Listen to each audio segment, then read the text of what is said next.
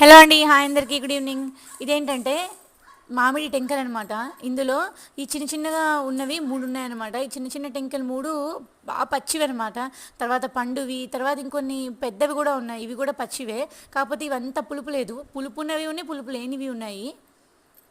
ఇట్లా నేను దగ్గర దగ్గర ఒక 10-15 వరకు తీసాను అనమాట. టెంకలన్నీ తీసామని పక్కన పెట్టి ఇదిగోండి ఇట్లా ట్రేలో 2 పాట్స్లో ఇట్లా పెట్టేశానమాట.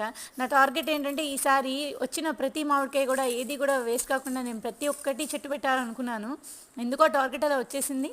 సో అలానే కంటిన్యూ చేస్తూ ఉన్నా. ఇదైతే ఈసారి నేను పెడుతోందనమాట. చూడండి, ఒక పాట్లో ఇవేమో పండు మామిడికాయలు, ఇవేమో రసాలు, ఇవి మొత్తం ఇవేమో 3 పచ్చివి, ఒకటి పండుది, ఇంకో 3 ఇంకా చాలా పుల్లగా ఉన్నదనమాట. ఈ టెంకలన్నీ పెట్టేశాను. ఇవన్నీ మనకి నియర్లీ ఒక 20 డేస్ వాటిని కదిలించకుండా ఉండేసి మట్టి కప్పేసి దానికి కావాల్సినంత వాటరింగ్ ఇచ్చేస్తే ఒక 20 డేస్ తర్వాత తీసి చూడొచ్చు మనం. దానికి మూత పెట్టచ్చు, మూత పెట్టకుండా ఎయిర్కైనా వదిలేసేయచ్చు, దాంతో ఇబ్బంది ఏం లేదు.